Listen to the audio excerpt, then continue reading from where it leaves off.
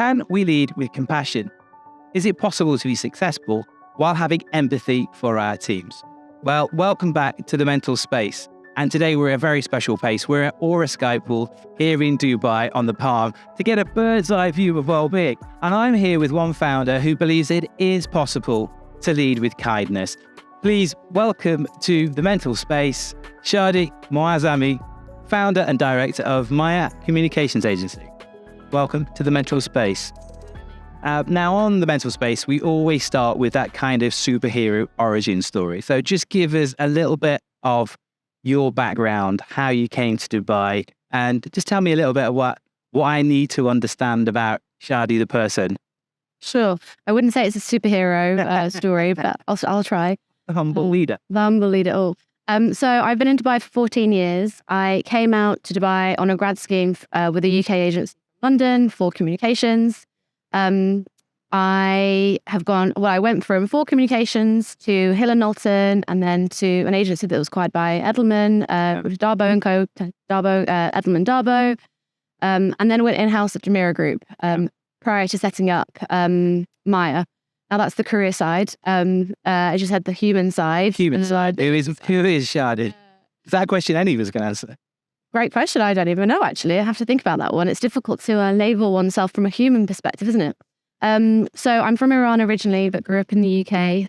One of the amazing things about being in Dubai is the perfect balance of the East and the West, particularly for third culture people such as myself, because you're able to make the most of your culture and identity, which many, many people are very proud of and cherish, myself being one of them, but also with more of the Western ways of working. So that perfect balance works very well, particularly in business, where you're able to lead with soul and a little bit more empathy, and a work ethic that's a little bit more international, let's say, but then still also appreciates kind of the more, like I say, Western side of things in terms of ways of working, processes, and making the most of being an emerging market as well. Now, you talked there about work ethic. I mean, there's lots of conversations about the way we're working right now. And we're seeing lots of research about burnout. The Cigna 360 Wellbeing Survey saying 98% of people are suffering from at least one symptom of burnout. Gen Z and millennial, one of these apparently most stressed generation in the world right now. What's your take on burnout? Because you work in the communications industry, and I spent a couple of years there as well, which opened my eyes to just how frenetic, how much talent there is, but how much demand on your time, always on, can be super, super stressful, can be incredibly rewarding. So how do you balance that in the communications industry when, you've got clients who obviously demand performance with a tease, and depends on how big your team is, that you need to look after? You're right. There's a lot of juggling, I think, in any type of role that is focused on client servicing, where you're other people are deeply reliant on you for a service, let's say, or an experience that you have to offer. So it's certainly an ongoing battle for anyone at any level working in the communications industry, or I have to say, anyone working in any type of agency as well. So there's been certain times where I have been better at handling that, and there's been some times where I've absolutely failed. But I feel like those failures continue to help with the success and allow you to kind of figure out and I guess carve out the type of work that you want to provide while still maintaining that talent. Like you mentioned, there's some deeply talented people, to offering the right services to your clients, to your stakeholders, to your team members as well, whilst also still remaining human and remaining focused on what is right for you and the boundaries that you have to set. And you're right, there's I would probably say every single person that we meet is probably suffering from burnout, particularly in a market like ours where it's rife with opportunities, and we're so, I'm sure, very, very grateful for the opportunities, especially in this part of in this kind of period of time. But it's also okay to set those boundaries and to try your very best to do the great work, but not at the sacrifice of your mental health and your physical health, which they're so closely aligned. Absolutely. So how do you set those boundaries? And is that an opinion or a worldview or a philosophy you've had all your life? Or what's shaped it for you to get to that point going, right, there needs to be balance? I wouldn't say it's something I've had for life. Absolutely not. Probably say in the last few years of setting up the business, setting up MAIA, it's been 3.5 years now. And I guess starting off slower allows you to kind of, I guess, disrupt a lot of the habits that you might have had when you've been working in a traditional environment. And slowly building your way back up allows you the awareness to realize that actually it wasn't like this a year ago or 2 years ago. Why should it be like this now? Of course, as you scale a business, it's very difficult to have that daily practice to keep yourself in check and keep the people around you in check at the same time, especially as a leader. But it's kind of having that retrospective background and kind of view constantly of what worked, what didn't work, what's working today, and what's likely to work in the future that allows you to practice setting those boundaries.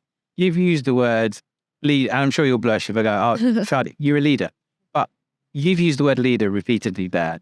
Tell me what your belief is, the difference between leader and boss. I saw a really interesting video the other day about boss and hierarchy versus leader. What are the qualities of leadership versus being a boss? Language is so interesting, isn't it? That with a different word, such a leader or boss, you can have a completely different perspective on a person or yourself, even in terms of how it's being used. I would say a leader is in the trenches with the team. A leader is very much a core player, perhaps at a different level with their team members. Whereas my perspective of a boss or my experience of a boss perhaps isn't as involved. Of course, they have their own priorities and they're working, I'm sure, very, very hard on other things that perhaps they're not transparent about or they're not sharing with their team. But I think a leader leads with authenticity, with transparency, allows their team to also see that they're human and that they may suffer and may have challenges. And I feel that empathy then allows the team to trust them more and trust up, let's say, instead of trusting down to themselves or that the team members or across to themselves. And with that trust and that support, I personally believe you have a much, much stronger team that's able to achieve the goals much better rather than having very rigid levels of people doing or working towards the same goal, of course, but working in a very different way and focusing on different things that perhaps doesn't deliver on the same goals. Now, particularly if you're in the C-suite or if you're leading a company and say you look like me, I'll shy away from, stale male and 50. No. But my generation are currently sat around the table in some leadership positions. It can be quite difficult for leaders of today that have only done things one way to look at the qualities you talk about, being vulnerable, human leadership. What would you say to those leaders, your experience over the past 3 years leading your own company and growing a team, embracing that and approaching that challenge of running a business with P&L, with scaling, with all those demands from the commercial side?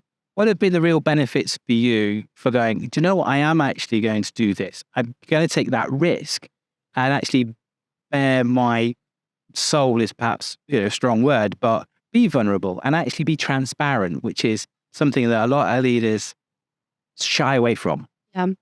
One of the things that I really admire about this new generation is that they're not as afraid as, let's say, my generation or your own generation of taking risks. Thanks for distinguishing. The difference in aspirations. Oh, sorry about that. It's apparent.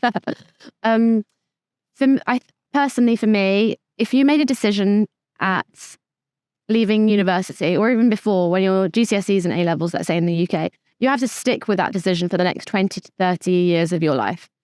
Whereas I feel the new generation are much better at us because they actually realize that nothing is linear. Yeah. And you can step into something and it could go incredibly well or it could fail, but they'll still be grateful for that failure and they'll learn from the experience and go on to the next thing with a whole heap of experiences, skills that they're able to transfer.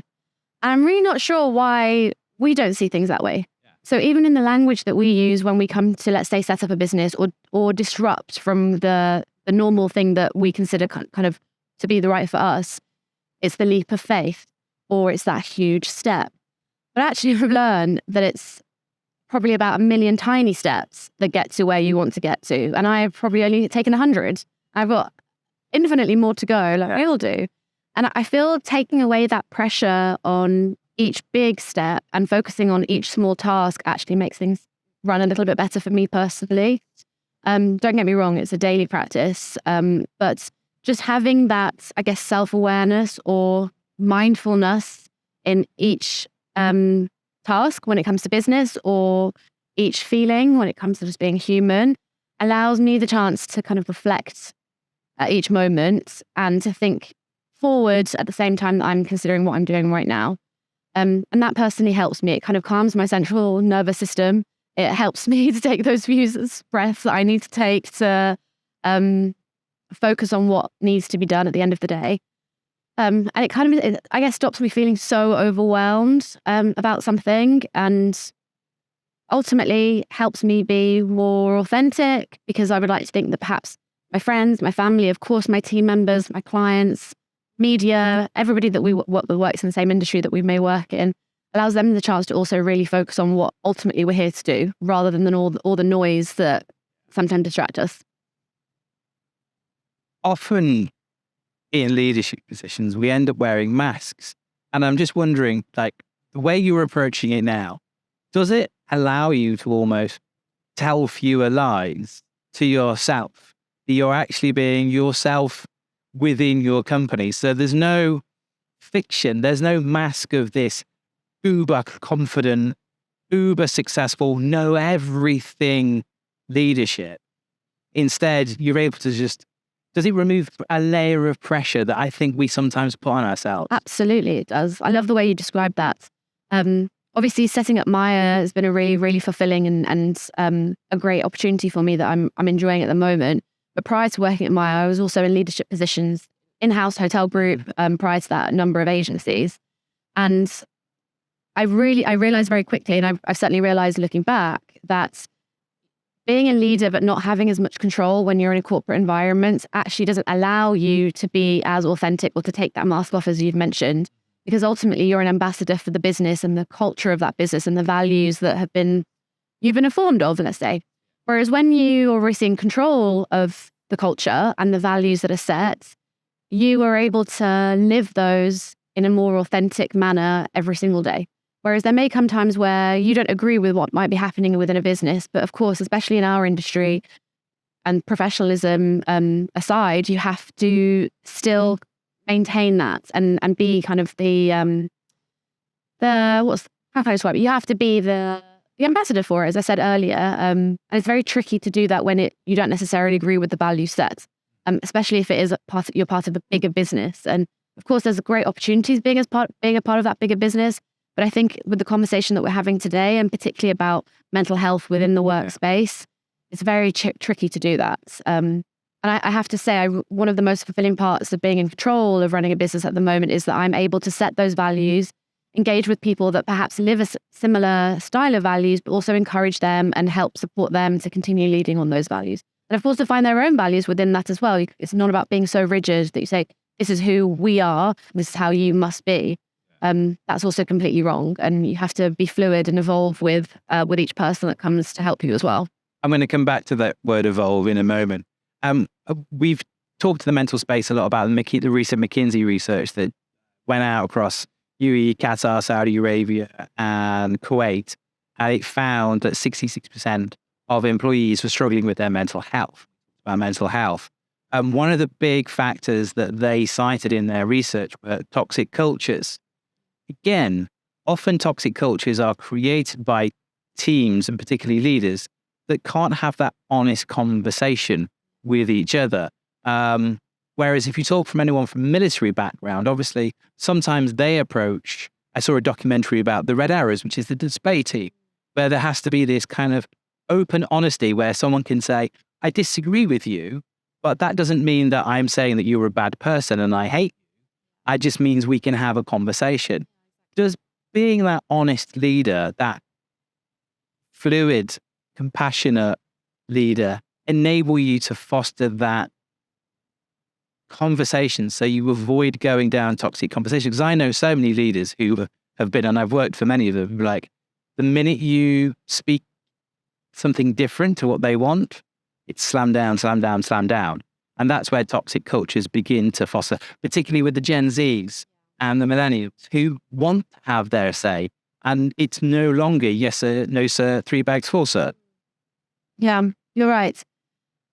I have to admit, there's been times when I felt out of my depth and I have perhaps been toxic and have perhaps perpetuated a toxic culture because I haven't spent enough time thinking it and feeling what I need to feel to understand what my triggers are as to why I have anxiety or why I'm personally really struggling with the workload or the experience around me. And I found that after leaving kind of the corporate world and having a time of self-reflection, coincidentally at the same time as we were in the pandemic and being in lockdown, having a lot of time to think and plan, I guess, I actually realized what my negative traits were as a leader in the past. And I perhaps overanalyzed a little bit too much. There's a fine line between self-awareness and self-criticism. But I think that worked very well personally for me to decide or not necessarily decide, but to focus on the type of leader I wanted to evolve into. And of course, that's what we're all doing constantly. There's no big jump from manager to leader and that's it. And that's who you are and what you are. Of course, our roles change, our opportunities change. You've seen this yourself. Our kind of purpose changes. And I guess at each point you have to have kind of that barometer of what your kind of, or the spectrum, let's say, of where you want to sit and support yourself in staying there. I really hope that the way I am today and the way that I am running an independent kind of boutique business is the way I will continue to be for many, many years. But I also have to be mindful, and I'm sure a lot of our leaders or bosses have had to be mindful too, that work is hard and opportunities are amazing, but at the same time, they're hard and you have to work very, very hard with that. And it's okay to have that self-compassion as well, to understand that I'm perhaps not leading in the way that I would want to. And so that's coming across in a different way to my team members who perhaps aren't even aware of what I might be going through. Yeah. So coming back to that openness and the honesty with obviously not sharing details, and because it's not their responsibility to also support you, but sharing the reality of, look, this is what I have to do and this is what I'm trying to achieve to ensure that this is a great working environment for you. Please support me in doing that with X, Y, Z, or please share with me what you think and what you believe will actually support us to lead together and grow a business together. So we can do it, again, like I said earlier, be in the trenches together and support each other with that to ultimately achieve what we want to achieve. I personally found that works better. That's fascinating because, I mean, if I was to look, and again, my own view of leadership has been shaped by an evolving thought of, an evolving reflection of how I've led in the past. And you're right. I think if you were to talk to teams that I had this opinion, which is like, oh, as long as you treat everyone the same, then that's fair leadership. Except everybody is unique. Everybody is individual. Everyone has different strengths. And that, everyone, treating everybody the same actually doesn't take account. It's almost an easy way of managing. But you, and I hope I get almost like broken that cycle of the abused becomes the abuser, which I think so many of, certainly my generation, we started in a world which was like, I know, a common phrase is, well, we were miserable. The kids should be coming through, should be miserable too. It's like, well, why should we have been miserable in the first place? It seems really important to break that cycle of just because it was one way before and we weren't happy doesn't mean that the next generation has to suffer. So true. It's so true. But also there's a degree of selfishness with that too. I don't want to be unhappy in the work that I'm doing. So why would I want to create a culture where other people are unhappy in the work that they're doing? It just doesn't make any sense to me, especially after, obviously, I'm in a lucky position. I've set up a business and I've been able to set up a brand, let's say, in a culture. Not everybody can say that, but I don't want to be a micromanager. I don't want somebody to micromanage me. I don't want to have a bad leader. So I'm not, in turn, going to try my best not to be a bad leader as well. Obviously, you have to ask my team that. But there's, who says that just because that's how it was done in the past, it's how we have to continue to do that. And the world has changed so much in just even the last 3 years, alone the last decade or the last 20 years. So it seems really strange and almost silly to maintain that when there's a whole world out there, and it's so liberating to think, actually, I don't have the answers. Let me try to figure this out, and let me bring in people who have a completely different perspective to me to help me do that. You said something earlier which really sort of resonated with me for a bit as well. You talked about the Gen Zs and the millennials, like, and again, I'm a startup. We do call it the leap of faith, jumping off the cliff. Some of us get pushed off the cliff, but that's another story. Whereas the Gen Zs and the millennials, they don't see it that way. It's very fluid. I'm going to do this. I'm going to do this. And if this journey ends in a year, then it ends in a year and I take a move. That creates a very unique management challenge for companies that want to thrive moving forward, because they can't just do one size fits all management anymore. And they can't just assume that just because someone's been paid a wage, that they're going to stay. So then they have to create this more fluid management structure. Are you seeing that from the Gen Zs that you're working with and the millennials that you're working with, that management is, being that leader is actually more complex and more fluid, but possibly more rewarding? Yeah, I'd say so. I'm very lucky that at the moment there's 10 of us. So I'm very grateful that I have time to build relationships with each of my team members. And I'm very involved in, of course, the hiring process, but also the kind of the line management process, let's say. We have line managers on our team, and obviously I support them too. But because we're a little bit more boutique in the way that we run things, we have time to care for each other and be there for each other. And so that time, and it's something that I really hope to maintain, because I don't have big ambitions to grow a big agency. But I really hope that time allows me to maintain those relationships and to really understand and listen to each individual and what their personal goals are for their career, but also what they might be going through in their personal life. There are some people in our team who are a little bit older and might have elderly parents, or there are some who may be recently married or expecting children, or there might be some who've just finished university and have just started work and it's their very first job. Might be some who are halfway through kind of the first decade of their career and their perspective is completely different. And there's myself, and we're all working on completely different chapters of our lives, let's say. And so having the time to appreciate each of those beautiful journeys that each person is on without sounding too fluffy is actually really rewarding for me, because I then get to know what they're going through, and in turn can learn and have the empathy that I have for them, learn about myself and how I might react to something or deal with something. And I see that as a great privilege, and I really hope that I can maintain that and hold myself accountable in that way, because without spending that time, that is very difficult to know. And of course, I appreciate bigger businesses can't do that. Bigger corporations can't do that. And they have to have a completely different structure when it comes to encouraging empathy within their teams. And I, of course, understand that. But right now, I am enjoying that aspect of it. And I hope that the team members are also enjoying that aspect, and in turn, perhaps have a similar level of empathy for myself, for the business, for how we're trying to grow revenue and profitability and scale up from certain clients and certain industries and certain markets that you may work with. And I would hope that they also really want to be a part of it because they feel loyal, and they can see that they're making a difference in growing their own business ultimately. One of our values is actually entrepreneurship, and I encourage that almost on a daily basis, and I ask each team member to help me. Honestly, Scott, I can't make all the decisions. It's impossible, but I can't pretend to either. And so the more feedback I have from people that are in the business with me, ultimately, the better a decision, because you've got multiple kind of facets. And thus you're fostering a culture of innovation where people are thinking about what they're doing. You talked about anxiety, and we can see that anxiety levels are very, very high around the world. Tell me a little bit about your journey with anxiety, the highs, the lows, and now how you deal with anxiety on a daily basis.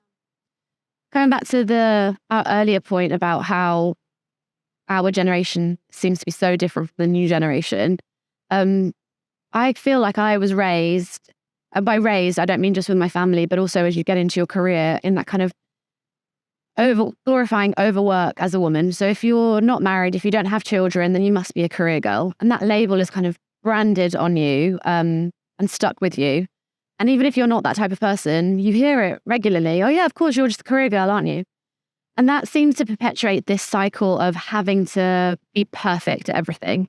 Be in the office before everyone else, have the perfect outfit, the shiny hair, answer your emails perfectly, answer your clients perfectly, be available for everyone, be kind, get your workouts in, meditate, go home, eat well. It kind of perpetuates this really terrible pressure that is put on women to do absolutely everything perfectly, and doesn't allow you to actually live your life with soul and with your heart kind of open, because you're judged on absolutely everything. So even kind of crying in the workplace or showing vulnerability in the work, even to your colleagues, to your peers, let alone to your leaders or your even like the cultural team or the HR team, depending on the structure of the business, was considered to be wrong. I was completely part of that. And I look back and I almost feel ashamed of the lack of self-compassion I had for myself in working very hard, just even long hours and physically being tired. Let's say if everything was okay from a mental perspective, I was physically tired. I didn't even allow myself the chance to rest or allow myself the chance to say, it's okay. You do as well today. You didn't smash out as many new business proposals today as you did last week. So I really regret that. And if I look back, I was suffering from anxiety, as many of us were, because I was trying my best to function with this kind of glorifying being great at your job, this type A person. I will do everything amazingly well. But I don't like that. And I look back on that person and I don't like her, simply, which isn't very nice to say, but I don't. And so having that knowledge has allowed me, I think, to try and stop that now. And working reasonable hours. I have a business now, but I work less hours than I worked when I worked for a hotel group. I am more successful, let's say, in the traditional sense, again, than I was when I was working in agencies. I have more time for my friends, my family, for building relationships with people more now than I did previously. And that to me shows that actually anxiety can evolve, and we'll always have it because it's about being a conscientious person. It's caring about what we do in all areas of our lives. But there's a way of managing it and not allowing yourself to be in this kind of turmoil of whirlwind of how things should be, and being more in how things feel. And it feels right for me. And today I'm having a better day versus tomorrow when I might struggle a little bit more. So I'm going to support myself with that and take it a little bit easier and not put as much pressure on myself. So on a practical basis then, what are the kind of practices that you have actually put in place in your life to help you achieve that kind of balance? Because as you say, there are going to be good days, there are going to be bad days. Nobody is perfectly happy all the time. Of course not. I found that for me, exercise really helps. I find exercising earlier in the morning helps my brain fog, let's say, keeps me sharp. I know it's not for everybody. I have a lot of friends that judge me for that, I have to admit. But it works. And I just find, I don't know if it's waking up earlier, drinking more water, having the endorphins, your blood pumping through your body in a really solid way, helps me start the day very clearly. So that's the first thing. I know a lot of people. I read a really interesting book by a lady called Amelia Nagoski on burnout. She talks about closing the stress cycle. So I know a lot of people exercise in the evening because they find that it's better for them to physically close that cycle or close that tab that they might have open from the day. And that works for me in certain ways as well, but most days kind of the early morning exercise helps. I also have kind of a bit of cherished time in the morning before other people have woken up, so I can catch up on, let's say, emails, or I can catch up on my thoughts in terms of how I want the day to go. And you're a member of the 5 a.m. club? That I have been at certain times, I have to admit. I have done that as well myself, and actually it works. Yeah, I'm not sure how sustainable it is over a long period, but and I think that's a really important point. You shouldn't only focus on one habit and think that's it forever. You have to evolve with it, and there are certain times when that's not possible, so you have to adapt it. And from an exercise point of view, perhaps exercise later in the evening, and then reap the benefits of that in a different way. That works very well for me. For me personally, I find maintaining a healthy diet also really helps. I can really see the difference between the days where I haven't eaten as well. It's fuel ultimately, again, right? Again, this is something for women. We forget that we have to eat regularly, and kind of for certain women, kind of just 3 set meals or even 2 set meals in my case, actually isn't appropriate. And how can you then allow your brain to function and to work in high stress environments, and especially when you are or there are a lot of people that are reliant on you, and you have to be that voice of reason and that voice of authority in many things. If you're not fueling yourself properly through hydration and food, then again, I personally... Hydration is massive, isn't it? Yeah. We don't drink enough water. We really don't. And even if we think we are, we're not getting the minerals from water that we need. And so there's new drinks that have electrolytes, and I find that really helps me personally. And then I guess otherwise, it's just kind of being honest with yourself and understanding there are some days where you're going to smash through your to-do list, and there are other days that you aren't. And I guess it's okay to... You're literally talking about yesterday for me. Yeah, myself too. Probably today as well. And it's being okay with that, to know that time is a construct that we have built. And if you are struggling with the to-do list that you have set for yourself, you have literally written that, created those little boxes and the ticks or the crosses. How can you expect to support yourself with that? And it's just either like cutting that to-do list in half, or even not setting one, at a certain point. You don't need it every single day. Knowing that there's one or two big things that I need to achieve today, and that's all I'm going to focus on, and not all the tiny little things. And for me, I have a million tiny little things that I need to think of. And some days that overwhelms me infinitely more than the bigger tasks. And I'm aware of that, thankfully, after years and years of not being aware of it. I have to admit, I don't have all the answers. And that just helps. So yeah, kind of being self-aware of the tasks you set for yourself and cutting them if you need to. You've been super generous with your time. I just want to ask you one last question to bring it full circle to kind of where we came in. You talked about your background. You talked about being a third culture. What has that given? How has that shaped you as a human being, as a leader, as a colleague, as a friend? What are the benefits of that been for you? That's such a great question. I would say that it's allowed me to be a very, very positive person, because I'm grateful for the opportunities that I've had. I was raised in a very loving way, but also in a very supportive manner of you can achieve anything you want as long as you work hard and you're a good person at the same time. I'm deeply grateful for that attitude that my parents have had and still have. When you are born in one country, but then have the opportunity to be raised somewhere else in a culture that's deeply proud of its legacy and its identity, you realize that you're able to make the best of the situation that you have. And so you take very, very beautiful, positive things from your personal culture and then take the positive from the culture that you're being raised in my case, in the UK versus Iran. And so I feel like I was raised with a sense of gratitude and a sense of positivity with that, because it allows me to do, simply just to make the most of what's available to me. And with that, then moving to a country like the UAE, where we're so, there's so many opportunities that it's up to us to make the most of. You then look at that with a positive lens as well. And you think, well, do you know what? If I work hard and if I make the most of the opportunities I already have available, then I can do a great job. Of course, I appreciate not everybody has those opportunities, and not all markets are like the market that we live in.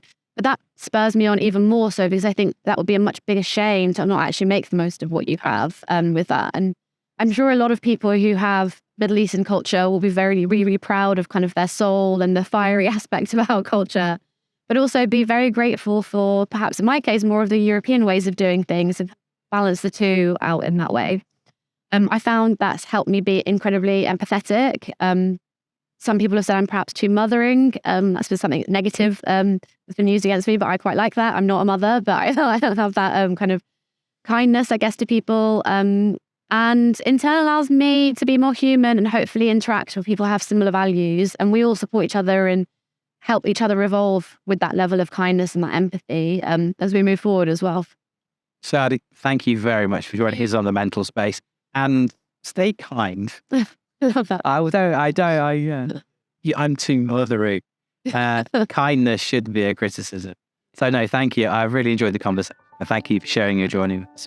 And if you've enjoyed this conversation as much as I have, then please remember you can follow us on YouTube. Please hit the subscribe button. And we are on every single podcast platform. So find us on Spotify, Apple, Google Podcasts. Please subscribe. We'll be back with more conversations soon on The Mental Space. Thank you.